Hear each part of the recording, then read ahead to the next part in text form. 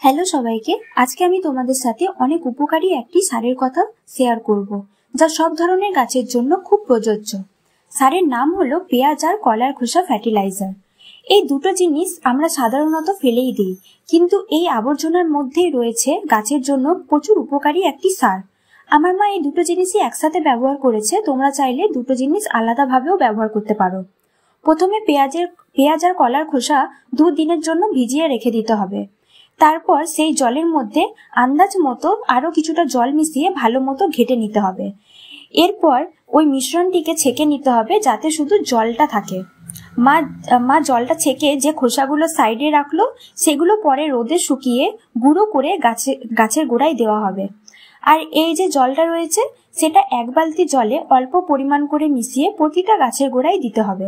ব্যাস এইটুকুই করতে হবে। এই সার গাছের মাটিতে শক্তি বাড়ায়, রোগ প্রতিরোধ বাড়ায় আর গাছকে আরো তাজা ও সুস্থ করে তোলে। মা বলেছিল আরো অনেক কিছু উপকার আছে, তবে আমি ভুলে গেছি এই মুহূর্তে। তাহলে আজকে এই পর্যন্তই, আবার দেখা হবে নতুন কোনো টিপস নিয়ে। ততক্ষণের জন্য টাটা।